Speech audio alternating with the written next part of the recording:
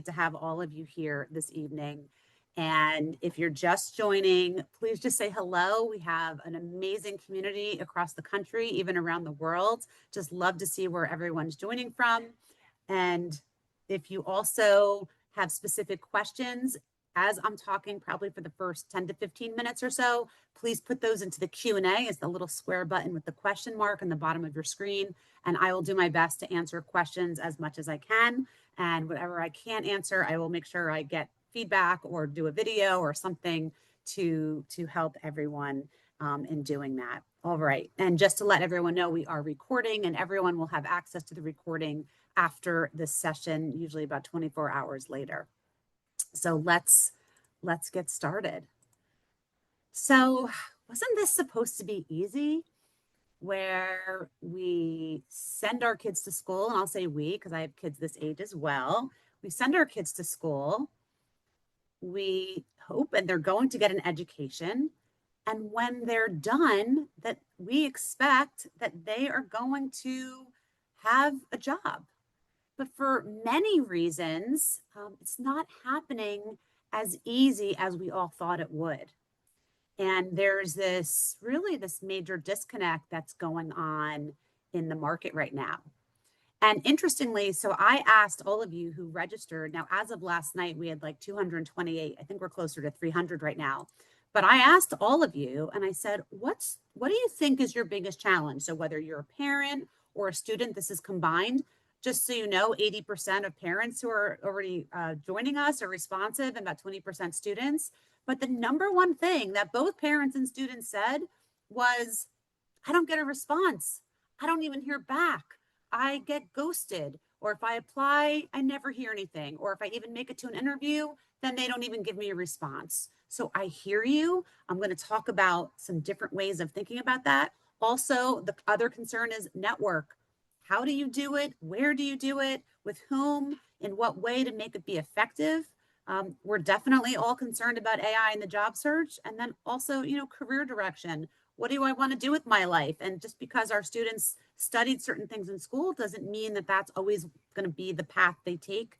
And then lastly, interviews. And how do we make sure our students are successful in that? So I wanted to just give that little bit of feedback. And I'll launch a really quick poll because I have parents say to me all the time, I wish I had some resources so I can better help. So if you could answer the poll really quickly, just to know if you'd be interested in having more support for you going forward, that would really be helpful to me. So you can answer it. Some of you may have not even gotten to know us yet. I wanted to just put this out there. So if you could give me a sense, that would be amazing.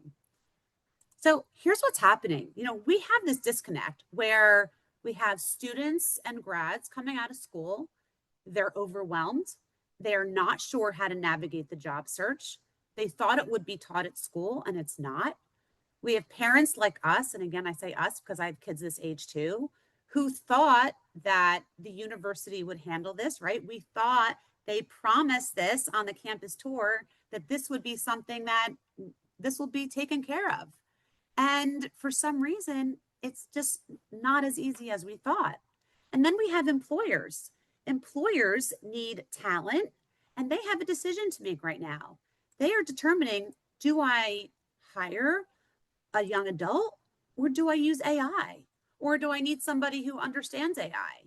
And we have this problem, and I think as we're seeing in the market and what's going on right now, this disconnect. And it's always been here, but this year it's particularly prevalent. And I want to just call attention just for a moment. Actually, let me talk about what we're going to discuss tonight and how we're going to address it. So I'm going to talk about, what we as parents thought was going to happen and what we're hoping will happen for our kid. The other thing we're going to do is talk about what students are thinking and what their perspective is and how they approach this. And lastly, what employers really expect from, early career candidates. I will cover the hiring outlook and the trends so you know exactly what's the focus for 2026 and where employers and the hiring market really is. I'm going to do something that I've never done before. So if you've ever joined any of my previous talks, which I do a few times a year, I have never shared actual student examples of where the transformation of where they were before they came to us and where they went after. And I have a few clients who are willing for me to share their story. So I will show you exactly what they were going through and what changed in order for them to be successful in landing a job. And then I'm going to talk about tips and guidance and really answer your questions.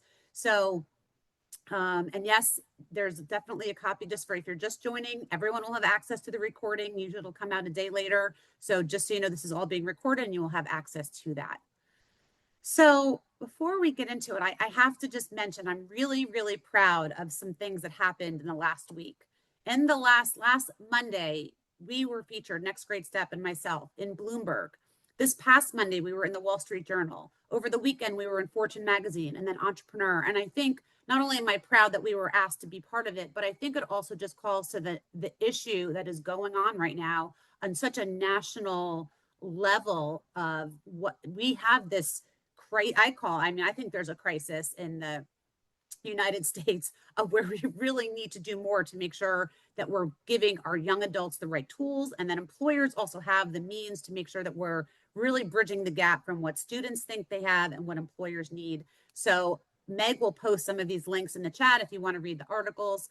But I just wanted to kind of point that out, that we are also considered a thought leader in this space. And I'm really proud of that and my team and what we've been doing for the last 11 years to really bring this forward. And for those of you who have not had the chance, or I have not had the chance to meet you, I just want to formally introduce myself. My name is Beth Hendler-Grunt. I am the CEO and founder of Next Great Step. And our sole focus is to help college students and recent grads land the internship or the first job after college. I'm also the parent of a class of 2026 grad. So I get it. I'm living this with you real time. We go to graduation in a few weeks, so I understand. I have an older son who graduated grad school last year. I'm living this with you day by day. I really do understand. I'm also the Amazon #1 best-selling author of the book called The Next Great Step, The Parent's Guide to Launching Your New Grad into a Career.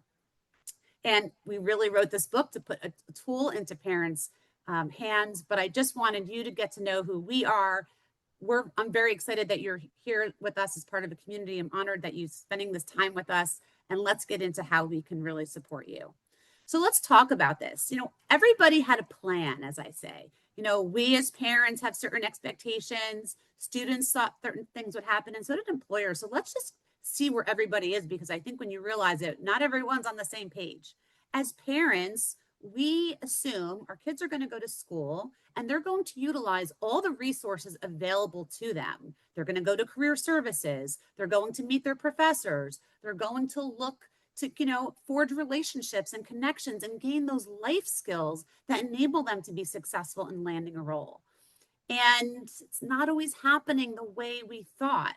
We also have young adults who were really impacted by the pandemic, and I think we're still seeing fallout from that as well.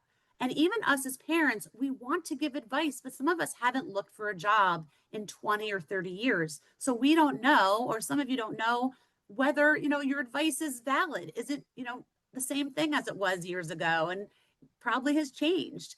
And there's a lot of commentary from parents that say, oh, I wish I knew to give my student advice sooner, or they should have done this or should have done that. And I just want to assure you that it's never too late, and everybody's on their own time frame, and everybody finds their way. Everybody figures it out. And again, we're all trying to understand, where does AI play in this?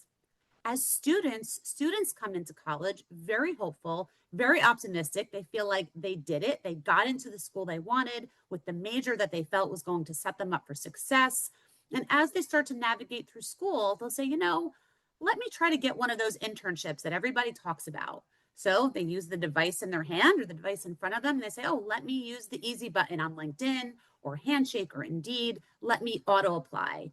And they try to make that happen. And they slowly start to realize, this is not as easy as I thought it would be. They're like, I know, maybe I just need to feed all the right keywords, or I need to trick the ATS systems to make sure that they pick it up. Or maybe I'll just create my resume with AI and it'll look perfect. But somehow it doesn't always work as well, or they don't hear back, or sometimes the job is a scam.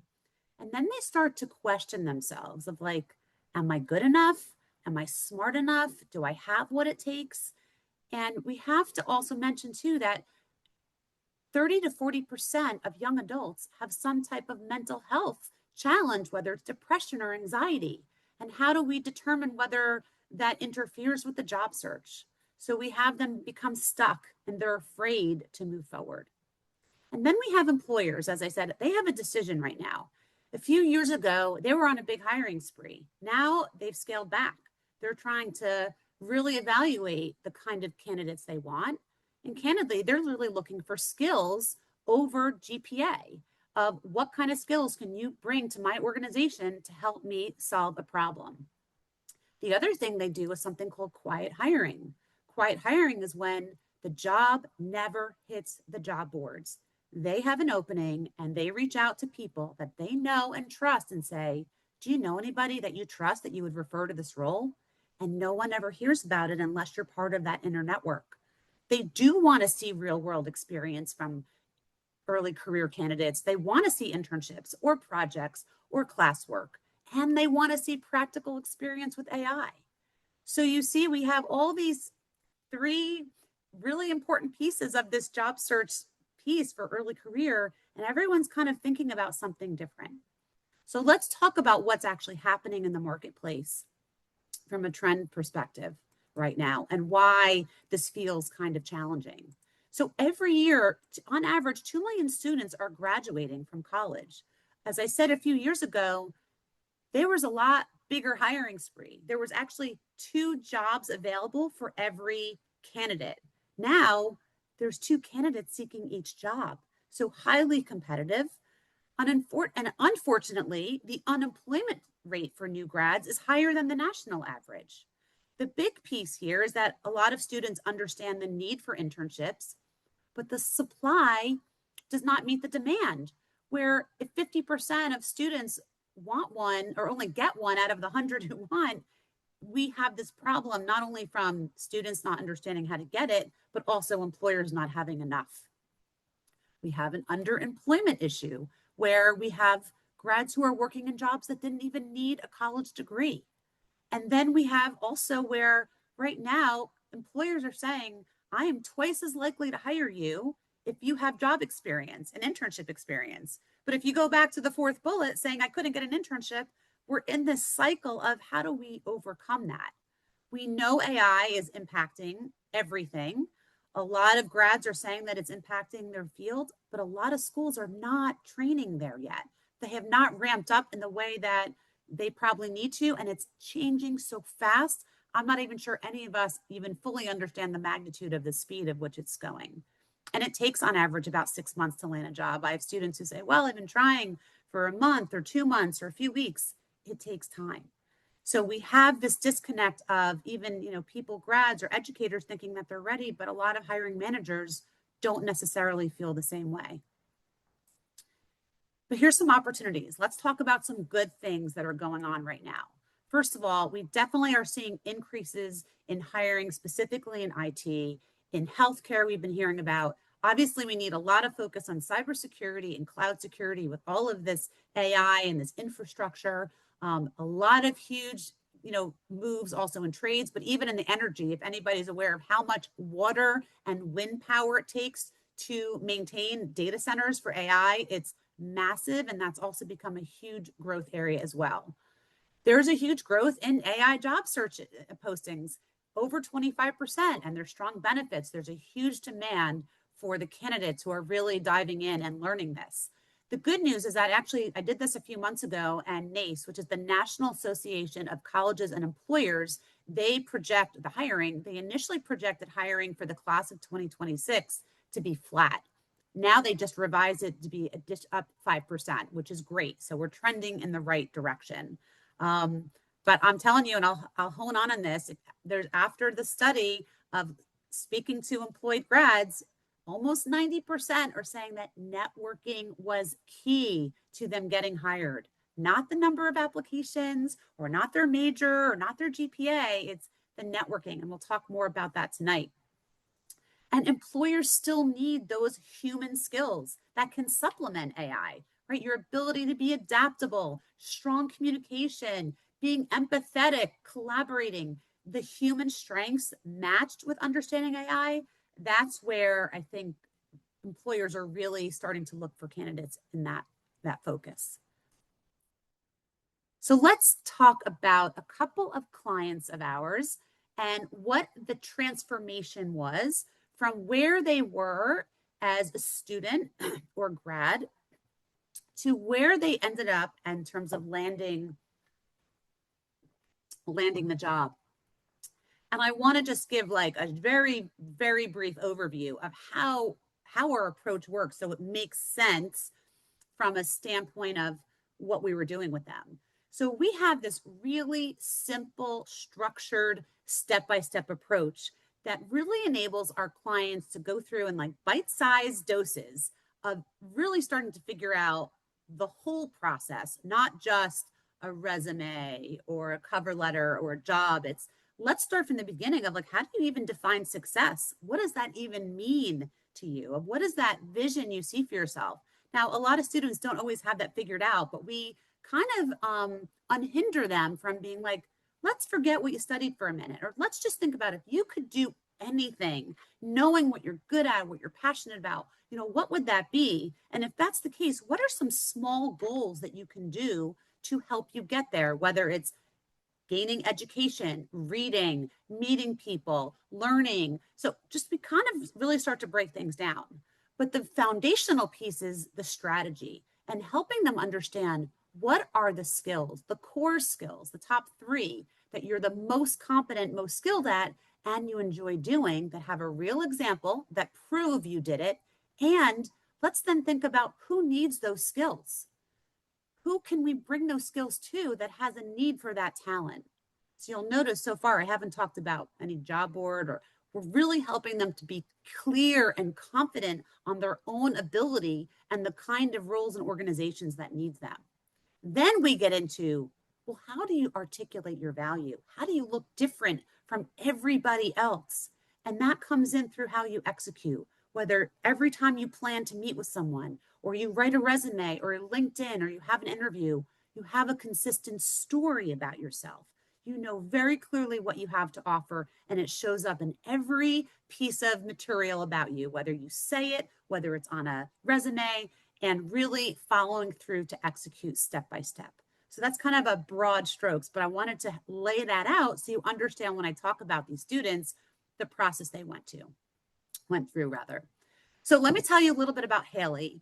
Haley came to us. She graduated from University of Rhode Island last year, but she came to us in fall of her senior year. So November of 2024, marketing major, and she was looking to figure out her job. She wasn't really able to get an internship over her junior year summer that was the way she wanted. She did some part-time things. She wanted a role in fashion or beauty. She was looking for jobs on LinkedIn. Maybe she got a couple interviews. She'd make it to a few rounds, but nothing ever happened. She was really starting to question her own ability to have the right experience. And she really didn't know how to differentiate herself, or why would she look different than any other candidates. And what we focused on with Haley was that we really took a look at, you know, what are her core skills? What has she done? She was actually in an executive role in her sorority, where she had to attract members for membership. She was a great communicator. She had examples of speaking in public and talking to people. She also created digital media content and was able to show that. She had great aspect of analyzing and projects in school where she had analytics to demonstrate. So she had these skills and stories, but we really had her hone in on targeted networking. And what does that mean? We teach a 10 and 10 strategy. I want you to think about 10 people who are doing the job that you aspire to across a number of companies, ideally 10 companies. And I want you to focus solely on alumni and people who are in an entry-level role. I don't need you speaking to the vice president or the CEO. Look for someone who had the same major as you, who had a similar interest, who is now in a role, entry-level role. They only graduated in the last 3 to 5 years, and reach out to them saying, like you, I went to the same school, I had the same major, I'd love to learn more about your role. So just building that relationship and having that automatic connection with every student has that with an alumni. And because every connection leads to another connection, she was able to really leverage that in helping herself to get a role with TJX. TJX owns Marshalls, Home Goods, TJ Maxx. She wanted to be in the Boston area, and it kind of was able to blend her analytical skills with her interest in fashion. And she was able to get that offer prior to graduation. But note that she started the process in November, and maybe it came together in like the the March, April timeframe. So again, it takes time, and the time of networking and interviewing and finding out about roles and having that time. But really, the networking is and being clear in her ability and what she had to offer, that is what really enabled her to be successful. And then I want to tell you about Matt. Matt is another really good example of a number of students that come to us. So Matt had graduated in 24, but he didn't come to us until 2025. He had been trying to work this out on his own. He went to Cornell. He studied hospitality. They're known for their hospitality school. But what's also interesting about Cornell, they don't have a business school. So a lot of students who want to go into business choose hospitality, but they're not sure if that's their choice. And he was a little bit all over. He wanted real estate or investment banking, sales, analytics, or wanted to do something fun. So again, that's common where we have students who kind of want to go in a lot of different directions. He had tried to network with a lot of Cornell alum. He had already gone down that path, but nothing was happening. And he was also really surprised that the pedigree of his grades and the school and his connections were not enough. He didn't understand what was not working. He was a little skeptical of career coaching, which, by the way, is very common. His dad reached out first, and he's like, I'm not sure if I need this. And we're never one to push it. I just always want to understand what they're doing. And there was something on the bottom that's very common. I want to explain that. He was chasing outfield opportunities. That means when a student or grad decides to start pursuing opportunities that are not their skill set, that are not in the geography they want to be in, and it's not really a job they want, but they're distracted because someone told them to go do it, or maybe the money is really good. That's like saying if you want to be in sales and work in New York City and you get offered a job in Alaska to be an accountant and you're paid $200,000, like, yeah, that's going to be interesting, but it really doesn't align with what you want. So he was kind of all over the place chasing things that really didn't align with what his skill set was. So for Matt, we again honed in on what are those skills? What are those core skills that you're really good at? He had great leadership experience. He had a few internships. He was really strong in data analytics. He had the ability to communicate, but we really honed in on his networking. And this concept that we teach, we call it the 3 A's. And we think about if you're going to meet with someone and you want them to really do something and you want to have a successful conversation, you want them to take an action on your behalf by the end of the meeting. They don't know they're taking this action. An action such as introducing you to other people. Maybe they agree to mentor you. Maybe they agree to get you in front of someone that you would have not been able to get in front of otherwise. And in order for them to take that action, they have to believe something about you. They have to have an attitude and believe that you have a skill set that can add value to the organization. And the other piece of the other 3rd A is you need to get answers. You, as the student and the grad, you need to know, is this even good for me? Or do I even like what this person's saying? Or am I interested in this? And asking good questions that yield information about how they measure success and what they look for in candidates. And when we told him to go back, I said, if you have a strong network, I want you to go back to that. And I want you to use this framework and go back to previous connections, go back to more alumni. And as a result, he did. And the networking was so much better that he got a really nice offer to work at FanDuel in strategy and operations. So it kind of matched, the analytical skills along with, something that he was interested in. And it just gives a sense of how, when you start to get really clear and focused, and also you're really clear in these networking conversations, and you're not just walking in being like, hey, can I have a job? When you really have value to add, that's when things really start to click. So with that, I'm going to pause. I've been talking for about 20 minutes or so, and I'm going to let me stop sharing my screen. But here, by the way, if you have questions, please post them in the Q&A. Let me stop sharing and I'll come in here. So let me take a look at the Q&A questions that we have going on. All right, so I have a couple questions and feel free if there's more. And if not, I have other tips as well. So, hey, Matthew, thanks for asking your question. So it says, how do you justify longer gaps in a resume while maintaining focus in the resume towards the job title? So let's assume you graduated and let me make sure I understand this. It says, Helen, justify gaps, focus in the resume towards the job title. I guess if I'm going to make an assumption and maybe you can give me some clarification. So let's say you want to aim for a certain job but you haven't had that experience most recently. What I always encourage you to do is, look, I know that there's gaps. We're in a time and place right now where people change roles. There are gaps in employment. What the key is honing in on what are the skills that you do have and proving and showing where did you demonstrate that. So being able to come to a story. So one of the pieces that I didn't over elaborate on is when we help them identify skills. So let's say we'll use the skill, research, for example. You have to be able to relay a really clear and concise skill story of tell me about a time when you demonstrated that skill. So if I barely glanced at your resume and I didn't really read it that carefully, like a lot of employers, I want you to be able to tell me in a matter of like 1 to 2 minutes, what did you do at that role that proves to me that you have that skill set? And maybe there's a gap and maybe you did it a year ago, but if I have the sense that you know how to do it and you can do it for me, that makes me more interested in having that conversation.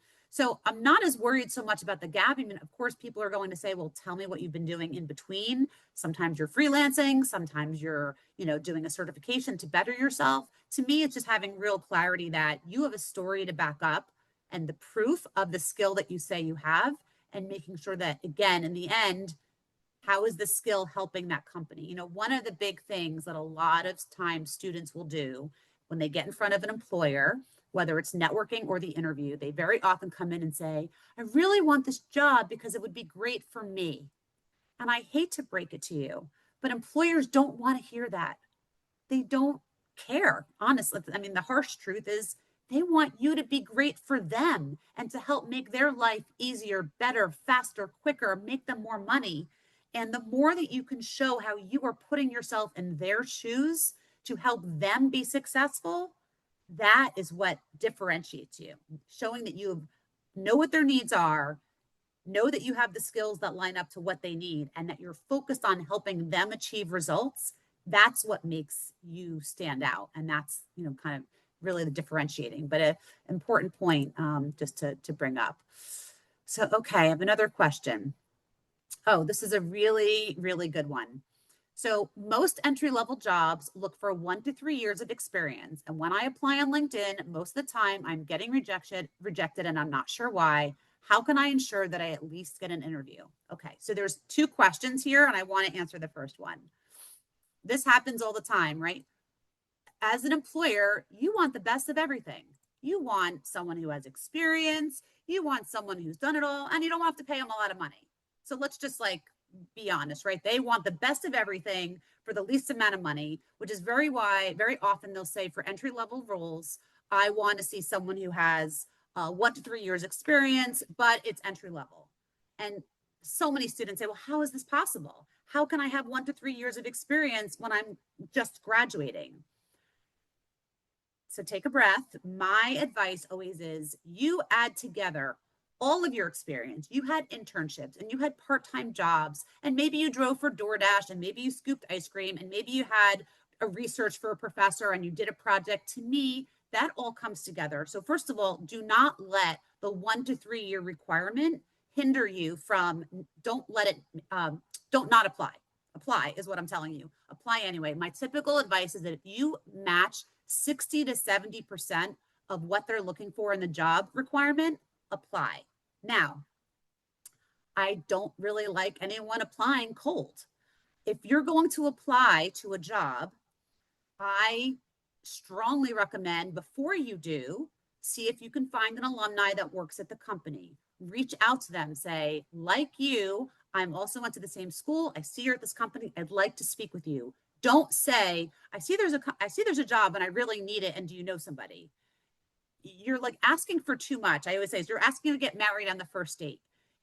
You need to still at least try to get them on the phone and see if you can get them, or say, like you, I also have similar background. I applied for this role, would love your insight, or if you know anybody in terms of getting an internal referral. But I feel like even asking for a referral when they don't know you, you're asking really early. So try to at least get somebody in a conversation, in an email exchange before you apply, because you want to make sure you have somebody grabbing your resume off the pile. The metric of applying to 50, 100, 200, 500 resumes is not the metric I want you to use. The metric I want you to use is, how many live people have I spoken to that work at that organization? And the more people you can connect with at that company, that you want them to either hand deliver your resume, or they'll say, okay, yeah, I need you to apply, but I'll go grab it and get it in front of the right person. So yeah, if you're going to, the second part of the question is, if you're just going to apply through LinkedIn and assume that whatever you're going to compete with hundreds, if not 1,000 other people, it's not how it's found. You really need to make sure you have a connection and a relationship. Even reaching out to someone who's the HR manager, go to the company, go to who works in that area. Make even an educated guess of someone who's in HR and saying, I just reached out, I just applied for this role, and I just wanted to share with you why I feel like I'm a good fit. I have these skills and I'm really excited about the opportunity. Even just connecting to HR people at the organization is better than just solely applying, because otherwise there's no way to differentiate you. And unfortunately, your job was to go to college, not to be this, renowned researcher or PhD, right? No one has all that experience yet. So you have to find someone, you have to find an inroad through a connection to make that happen. So I hope that helps answer the question a little bit about number of years of experience and how to make that happen. Okay. Hi, David. So what channels are best for networking? I've mainly been sending LinkedIn DMs, but limited by volume since I can only send messages to existing connections. Really good question. And I've always been promoting this for years, but there's a little bit of a challenge with LinkedIn. So I do believe I love LinkedIn in that you can send a free request. You don't have to pay for premium, but you are limited maybe to 200 characters in your note. And sometimes there might eventually be a limit. I think they might be. So sometimes it's worth paying, it's like signing up for premium for 30 days and then cancel your trial, or if you want to pay for it. I don't love to pay LinkedIn for it. One of the challenges that's happening right now is I feel like LinkedIn's a little saturated, where there's so many people doing that, or there's so many people sending notes. Unless you say something of value or showing like how you know them or what you have in common, which is an important piece, a lot of people will ignore it. The other way, there's a couple other resources of how you can connect outside of LinkedIn. There's a website, it's called hunter.io. I don't get any money from them. And it's a way to search the naming convention of somebody's email address based on the company. So for example, if you see someone at Morgan Stanley, maybe it's like first name dot last name at morganstanley.com. So if you put it in, you don't have to pay for it. There's a free part of it where you can figure out pretty much what the email would be. But the other resource that I think is highly underutilized is that every student and alumni has access to some kind of alumni portal. Whether you are in school or you graduated a few years ago, all you have to do is usually call career services and get the login.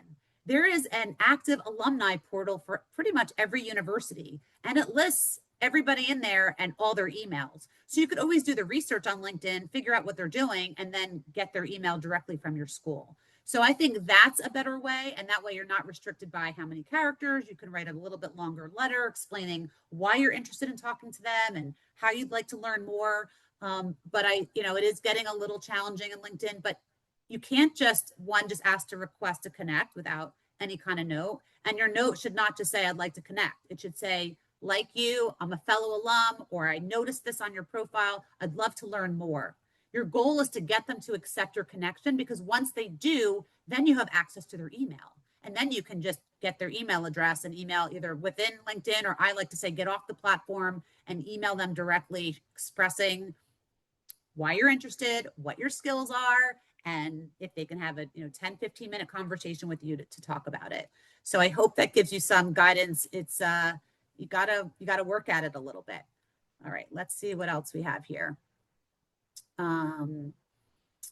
Okay.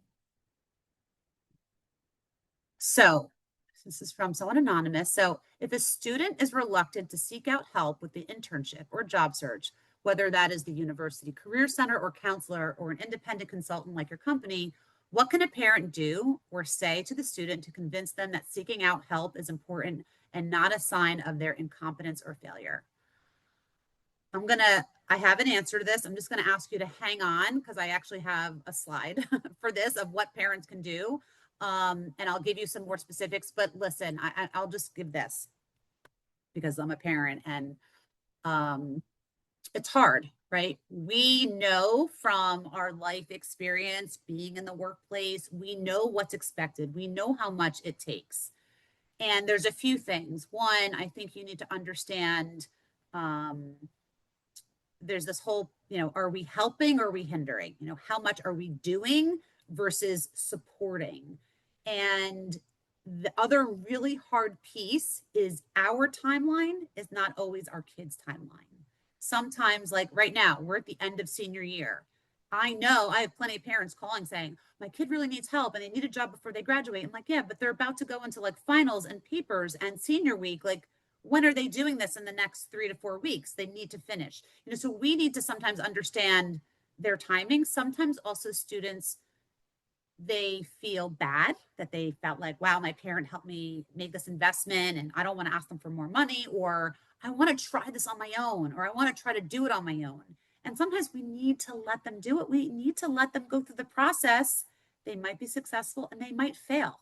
And I know it's really hard as a parent to watch your kid fail in this process. It's painful. It impacts us. Everyone. But sometimes they need to be at a point that they've experienced enough pain to say, you know what, I don't know how to do this and I need help. And now I'm ready for another approach or another thought, or from what you have to say, mom or dad. So, that's the other thing.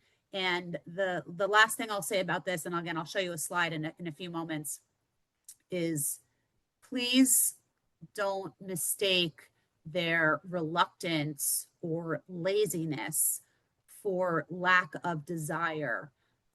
Really check in with them on mental health. I just can't tell you how many young adults are really struggling. They are overwhelmed with anxiety or depression or other things. And sometimes we perceive it as they don't care or they're lazy, but talk to them. And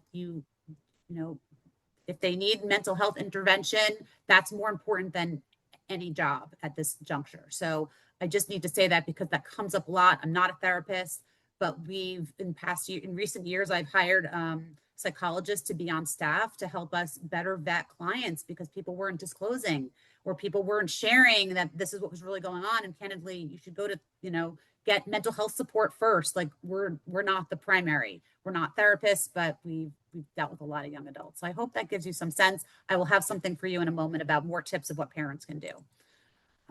Let's see.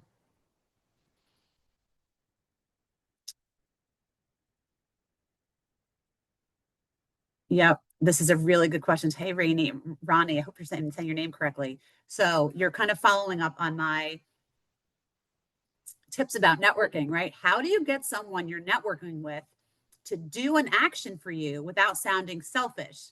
Doesn't it seem like you're asking like what you can do for me? And yes, but here's, we don't have a lot of time, but actually, you know what, Meg, if you can find a blog, it's one of my older blogs about networking where I talk specifically about the 3 A's, and we'll see if we can post that in the chat. Yes, of course, you're not going to walk in and say, oh, hey, you got a job for me? Or can you introduce me to that manager? Because that would be great. No, the conversation goes like this. It goes, thank you so much for taking the time to meet with me. I really appreciate it. I look forward to learning more about your role. I'd like to tell you a little bit about some of my background, and then maybe we can talk about a plan to go from here. So right off the bat, you're giving them an agenda of what's happening for the meeting, and they're thrilled because they're busy and they're really happy to know that you know what you want to accomplish out of this conversation. You're not just going to be like wasting their time. So you start the conversation with questions such as, tell me how you got here. Tell me a little bit about your career path. Can you tell me about the organization and how do you define success and what are your biggest goals right now? You're going to be like a consultant asking questions that you can't find the answer to on the internet. You're going to be really curious of, what's the biggest challenge you're facing in your organization? What have you seen from candidates and being successful? What do you look for when you hire? You haven't even said, hey, I need a job yet. You're just asking great questions because they're giving you the answers to the tests, by the way, of how you then convince them to do something. And then at some point, they're going to say, well, tell me a little bit more about yourself. So sure, I'd be happy to. I have strong skills in A, B, and C. Specifically, last summer, I had an internship at XYZ company where I was working on analytics and I helped them to optimize their sales results so we can get information to the sales team to have better leads. And I also have this skill and I've done this there. And I'd love to really, right now I'm looking for something to really leverage those skills. Do you have any thoughts or guidance for me? So you see how the conversation's going, you're curious, you ask them questions, then you tell a little bit about yourself. Now you kind of have them pulled in. I'm like, wow, this person has something that they really know what they're talking about. They're coming across confident. And at the end of the conversation, say, I'm so grateful for this conversation. Do you have any advice? But ultimately, is there anyone else that you think I should talk to based on my interest and what my background is? Oh, yeah, I know this person at this company. And that's how you warm yourself up to asking somebody to do something for you. In essence, you are selling yourself. I just taught you a sales technique, which that was the history of my background years ago, but you're selling yourself by understanding what their problems are, sharing that you might be a potential solution, and how could you then maybe help them further, or could they connect you with someone? And thank you. She just found the 3A. Someone else just posted the 3A's blog. Thank you. But it's a process to, finesse this conversation. And this is something that can be taught, and that's what we do is we teach you how to do it because inherently I know a lot of young adults, they don't know, right? You're just so used to having the phone in front of you and texting somebody and, hey, can you do this? And hey, can you come here? But when you're really in these conversations, this is how you sell yourself and your skills. So I hope that helps. Thank you for the person who found the blog. We have lots of great content there. And we will come back to that. All right, I'm going to come back to the questions. I want to jump back because I want to be mindful of the time. And I think there's a couple pieces here that I want to be able to share that I think are like very actionable tips for parents and for students on what you can do right now. So let me just grab myself back at the right place here. So, this will probably be an important thing. I'm going to cover this just for a moment. So I had the chance about a couple months ago, to speak with the head of campus recruiting for Wells Fargo, New York Life, and Morgan Stanley.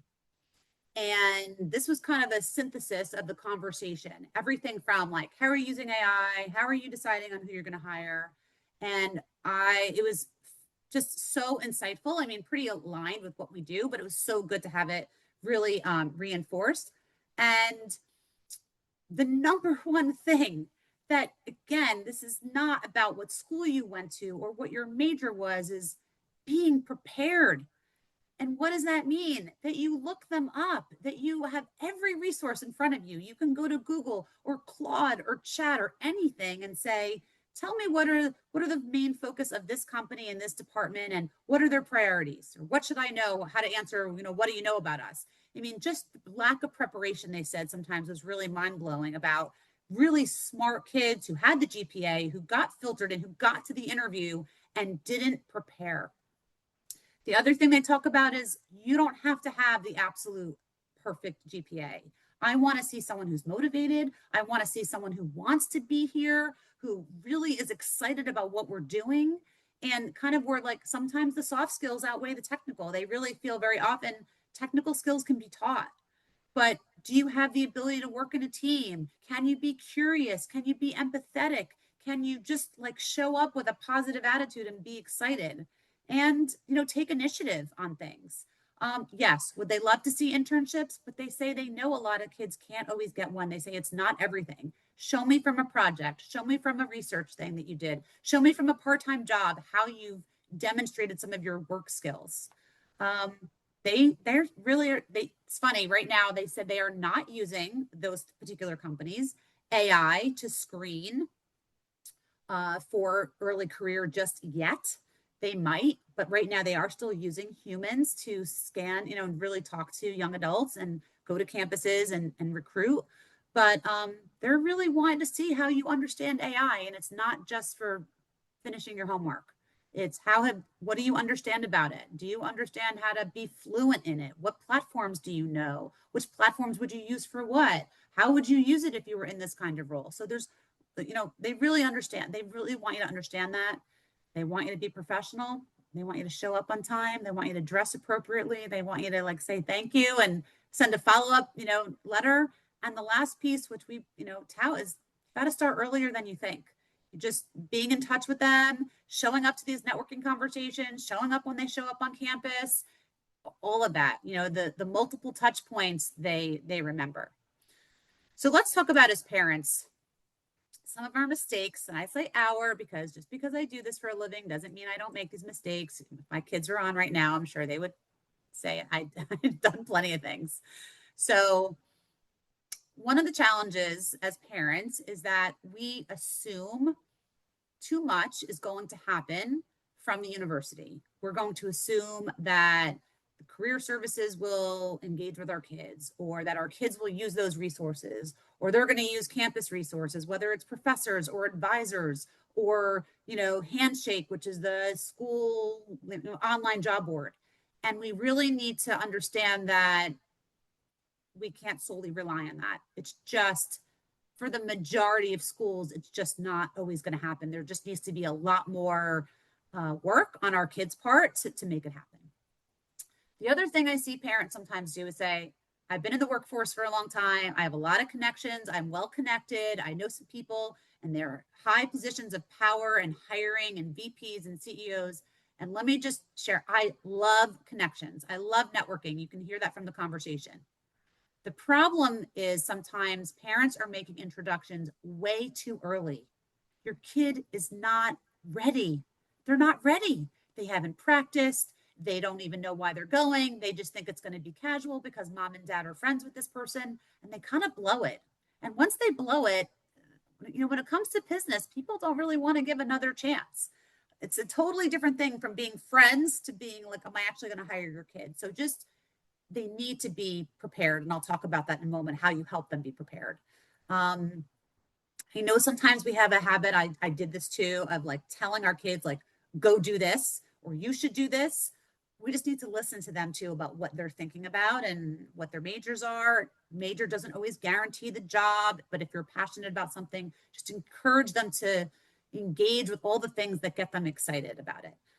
Timing, I talked about that earlier. Just because we want them to be fully employed in the next 3 weeks before graduation comes doesn't mean that they're ready or able because they're finishing finals. And sometimes we need to be more patient than we want to be. I get it. It's hard to be patient, especially when it's impacting our future or our retirement. But we really need to understand, like, do they even have the time to put into this right now? If they're an athlete or they're studying or they're in school, they have clubs, like it can't always be all at once. They have to graduate. That's the priority. And then, the rest will follow. And I have a blog, maybe Meg, you can find it. It's like helping versus hindering. Like we with our kids are not getting a job. They are getting the job, and we can help, but try not to do it for them. Try not to send the letter for them or rewrite the whole resume for them. Like it needs to be encouraging them to do it and that you'll proof it and make sure there's no spelling errors or things make sense. But just try not to take it over. It's not how they learn. They need to make some mistakes and fall. And then same thing, just don't assume they know how to do this. I think we assume they know how to, and a lot of them just don't. So here's my tips for parents. So when you have the chance, I think this kind of goes back to, what do I say to my kid? Like, they don't seem very motivated, or I don't know if they're doing anything. Instead of saying like, how many jobs did you apply to, or why don't you have a job? Start with this. Start with, wow, it seems like you're really working hard at trying to make this happen. Of all the things you're working on, what's the biggest challenge you're facing right now in the job search? Is it getting an interview? Is it knowing what to say when you get one? Is it just being stuck on like how to write a cover letter? Like, just ask and listen without even giving any advice, and let them just talk, and just being able to hear them share what's really on their mind without us like immediately, look, I'm this way. We're problem solvers, right? I want to solve your problem really quick and give you the answer. Try not to give the answer. Just try to understand what it is that they're really struggling with. The other piece is, no matter what they share with you, I think kind of really trying to help them understand, what are their skills? What are their 3 core skills? The ones that they're the most competent, really strong at doing, and they want to use. And doesn't have to match the major exactly. There might be some variations, and that's okay. But if they say, I'm a strong communicator, be like, great, let's talk about an example when you had to communicate. Was it giving a presentation? Was it talking to your team and in a group project, and you had to explain something that was really complex and make it simple? So help them figure out that story, because just saying like, I'm great at research, or I'm great at sales, or I'm great at, digital content, you have to have something behind it. And it's not about the number of applications. I would encourage you to not say, well, how many jobs did you apply to today? To me, and I said that before, measure the number of people or live conversations over the phone, over video, or in person per week versus the applications, because the live conversations are the ones that will push them further into the process and really be able to yield better results. Same thing, a little bit of structure. If you've had a grad who graduated in the last year and they still do not have a job, no grad, no adult, I don't think, should be looking for a job every day, 8 hours a day. It should be, let's block 2 hours in the morning. Maybe you go to the gym, go meet a friend for lunch, come back, do something else, or have a part-time job. I think it's really important to not feel like this is the whole thing, because it gets really heavy and it can get really difficult and frustrating and depressing, and you can't make it like all 8 hours. Just, helping them with that structure. I kind of talked about that, making introductions at the right time, prep with them, role play with them. Don't assume that they know how to talk to an executive about themselves. Like, this takes practice. So, and the big piece to reinforce that we reinforce, people hire people, not AI, not a tracking system, not a computer, not a database. Yes, you might be scanned, but in the day is done until AI gets rid of all people, but we're still here. The reason why you're all here tonight is because I'm a live person and not a avatar. People hire people, and reinforce that with them. And I know it's hard because our kids haven't had to flex these skills. They haven't had practice using the skills of looking somebody in the eye and shaking their hand and talking with confidence about themselves. It needs to be practiced, but reinforce that with them. And the last piece is about perseverance. And this is where we kind of balance where the mental health thing comes in. But one call, one email, one text follow-up is not enough. They need to follow up every 7 days with somebody that they spoke with, someone that they had an interview with. And one of my favorite phrases, let's say they sent a thank you letter, they sent another one, they don't hear back. I love this phrase. It usually tends to get a response. It says, please pardon my persistence. It shows you're professional, it shows you're not going anywhere, and that you're asking just to know, do I have this or do I not? And if I don't, I'll move on. But the perseverance piece is really key. And let me kind of share some tips. So if you're a student listening, this is for you. And I think you kind of saw this before on kind of the examples I showed. Some of the mistakes that sometimes you make is you rely really heavily on like, hey, I went to this great school or I have this great GPA. And don't be wrong, it's awesome. And these are hard things. And I know that you've studied hard, but that alone is not always the thing that someone's not going to magically find you and pick you to get a job. So you really need to think about your skills and how you can really start to build that network. The other mistakes is you really focus so heavily on the online job boards, or you're thinking it's a numbers game. Like if I just do another 10 or 20 or 50, I mean, I literally had one student tell me once they applied to 1,000 jobs and they still don't have a job. I said, well, what does that tell you? Clearly something's not working. I mean, that process is broken, especially for young adults. It's not a numbers game. So focus on getting in touch with people. Start with people from school. Start with someone who graduated last year, someone who was in a club with you that you kind of know a little bit. You know, start where it's comfortable.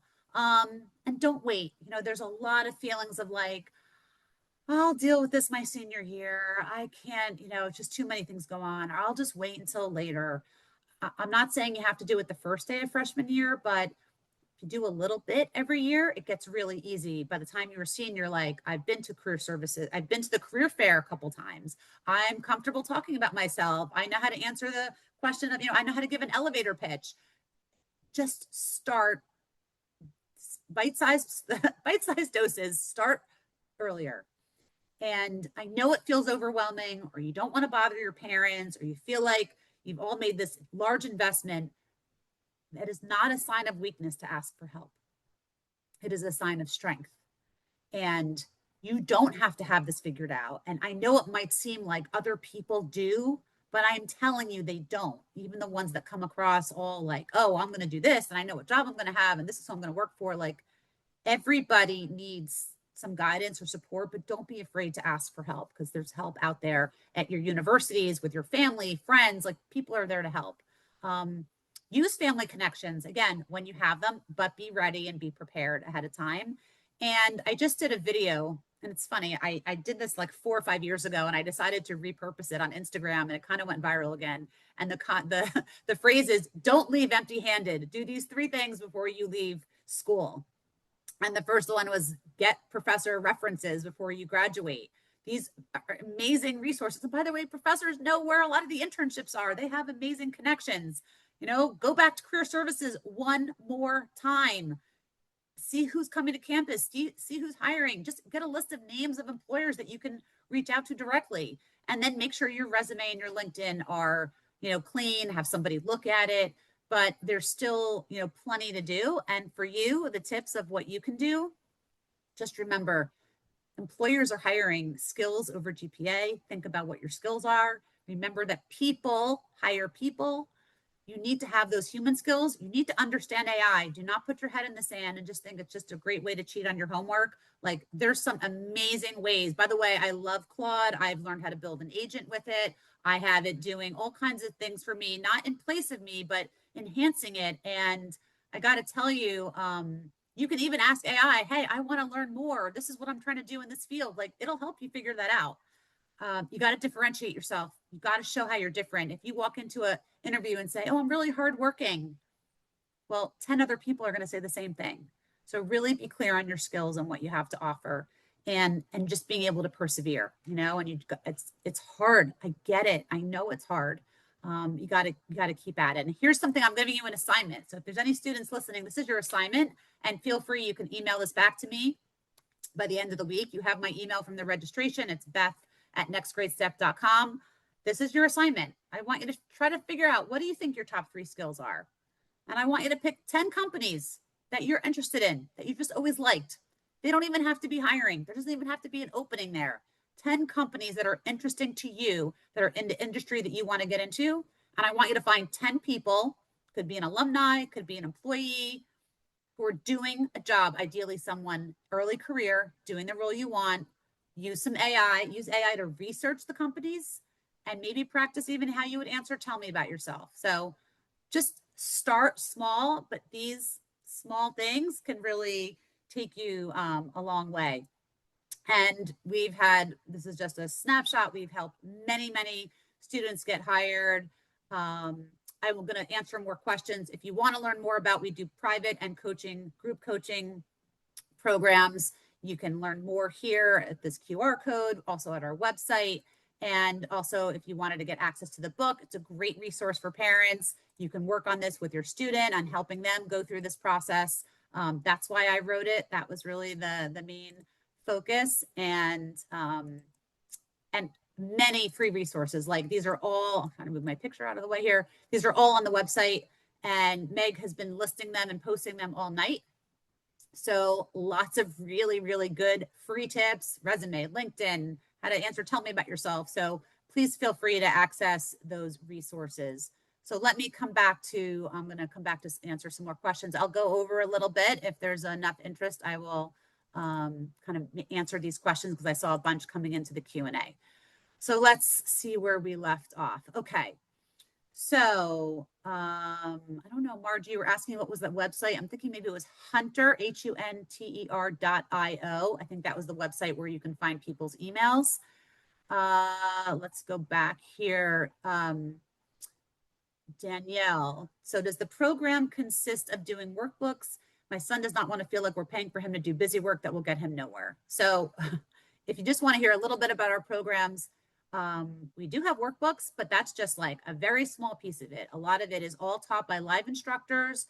We go through the program very step by step. It's very methodical, really working with them. And all of the programs, whether it's in group or private, it's really a lot of, where we're having our students, it's not just doing the homework. It's you need to come and be able to be prepared to present or share a skill or share a sample. How do you answer a certain interview question, or talk about why you picked that company and why it's interesting to you. So the workbooks are just for reinforcement. We have an amazing, in the last year, I'm very big in technology, and we have created our own online learning portal, very similar to what students access in school on Blackboard or Canvas. So all of our content, all of our materials is available in our portal. They also have access to all the recordings of all the videos that we do when we have our sessions, every resource. So our clients love it, and I love it. It's amazing. And they get access to all of it. And yes, they have work to do. There's homework. There's at least 2 to 4 hours of homework a week. That's all focused on the job search. There's no busy work. There's no fluff. There's nothing that's a waste of time. The only waste of time is if they feel that they don't want it or they don't feel they need it. So that's a separate conversation. Happy to have a conversation with you about how we support young adults in helping them through our program. We really, try to focus on that. I think she just posted the website again. I think Meg just posted it in the chat. It's hunter.io that helps you find help there. The next, what advice do we give for international students for job search? So, job search advice is pretty similar. I do not have expertise in getting an H-1B visa. I mean, we've had a few, but that's not something that I have connections with companies. And just to be clear, we have an 85% success rate in students landing the job they desire, but we do not place them in jobs. I do not match them. We are not recruiters. We teach them exactly what employers are expecting and how to not only land the first job, but the second or the third. So I just want to be clear about that as well. Sometimes I've gotten that question. So I hope that helps answer. And I'm just coming back to how do you say, even if you have a job coming up. Any questions about how to help students on the spectrum? I would love to speak with you individually. Like, we definitely have some students who are neurodiverse.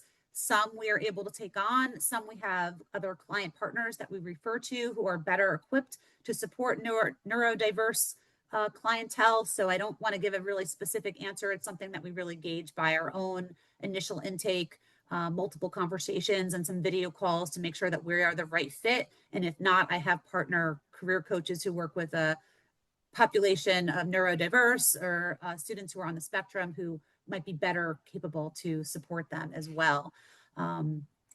So I hope that, gives you the answers. And there's one more question here. It says, how do you say you're willing to start immediately without sounding too eager? how do we explain a family vacation? You just don't. You just say, you just say, these are the dates of when I'm available to start. I think sometimes in general, early career candidates are too eager to be too honest. So you just have to remember, this is not your doctor. It's not your therapist. When someone asks you, what's your greatest weakness? Don't tell them your actual greatest weakness. Find something that's you're working on and how you've improved it, but don't, be very careful about sharing too much about family, personal, where you live, who you live with.